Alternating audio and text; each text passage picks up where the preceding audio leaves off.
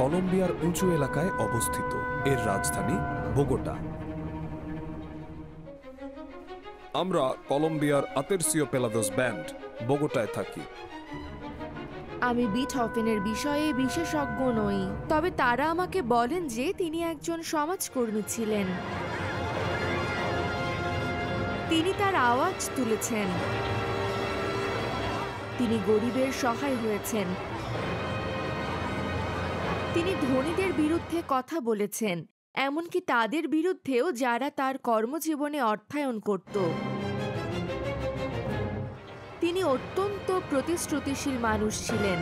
আমরা তার 250তম জন্মদিন উদযাপন করি এবং আশা করি যে যদি আমরা সবাই আরও সচেতন হই এবং পরিবর্তন করার চেষ্টা করি, আমরা আরও 250 বছর তার সঙ্গীত শুনে যেতে পারব।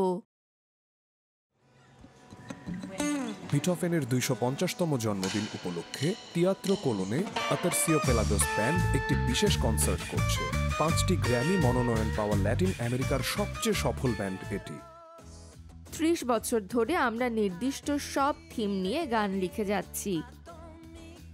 পরিবেশ নিয়ে আমাদের গান রয়েছে, আদিবাসীদের জন্য আমাদের গান রয়েছে, আমাদের নারীবাদী এবং যুদ্ধবিরোধী গান রয়েছে। এগুলোই হলো আমাদের কাজের পরিসর। আতেরসিওপেলাদোসের পরিবেশ বিষয়ে কিছু প্রচারণামূলক গান রয়েছে। আমরা ক্যারিবিয়ানের জন্য একটি গান লিখেছিলাম। সেই গান থেকেই আমাদের অ্যালবামের নামকরণ করা হয়েছিল ক্যারিবে এতোমিকো।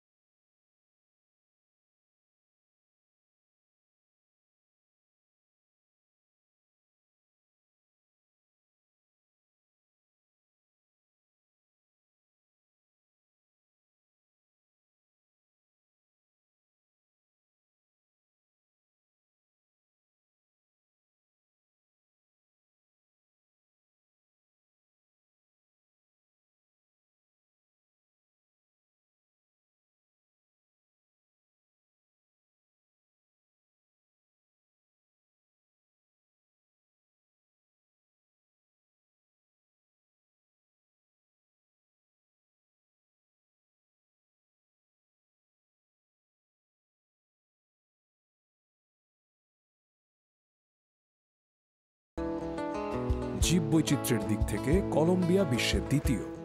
এখানকার অর্ধেক বাস্তুতন্ত্র বিপদাপন্ন।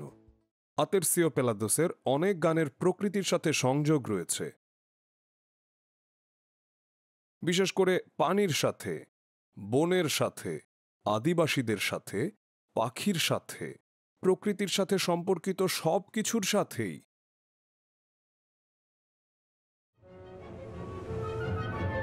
কলম্বিয়ার স্থলভাগের 12.77 অঞ্চলই জাতীয় উদ্যান হিসেবে সংরক্ষিত। এর মধ্যে আন্দিজের অনন্য জলাভূমি প্যারামোসও রয়েছে। জলবায়ু পরিবর্তন ও খনির জন্য এগুলো বিপন্ন।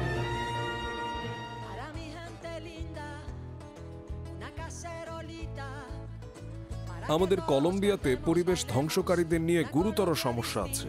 বহু বছর ধরে এটি ল্যাটিন আমেরিকার একটি বড় সমস্যা। এটি ব্রাজিল, হন্ডুরাস ও গুয়াতেমালার মতো দেশগুলোতে ঘটে এবং এখানেও দুঃখজনকভাবে বহু নেতা যারা তাদের এলাকা রক্ষা করে আসছিল তারা ব্যর্থ হয়েছেন।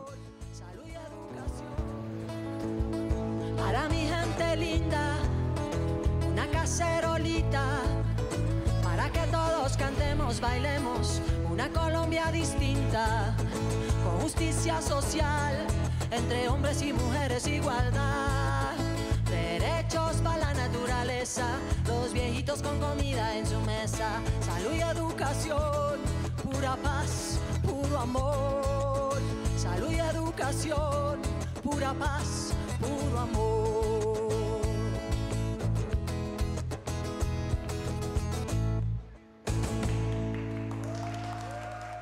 আমরা ভয়ানক, আমরা শিকারী, আমরা ভোক্তা, আমরা আবর্জনা উৎপাদনকারী এবং তা পরিবর্তন হতে হবে, ঠিক না? একটা পর্যায় আছে যখন আর শুধু নিজেদের কথা ভাবলে এবং কেবল নিজেদের ব্যক্তিগত চাহিদা মেটানোর কথা ভাবলে চলে না, বরং আমাদের ভবিষ্যতের কথাও ভাবতে হবে। এটাই সময় পরিবর্তনের, আমাদের কণ্ঠ একত্র করার, এটাই সময় আর ভয় না পাওয়ার, এবং এটাই সময় পরিবেশ এবং আমাদের অধিকার রক্ষা করার। প্রকৃতিকে ভালোবাসুন আর নারীদের সম্মান করুন।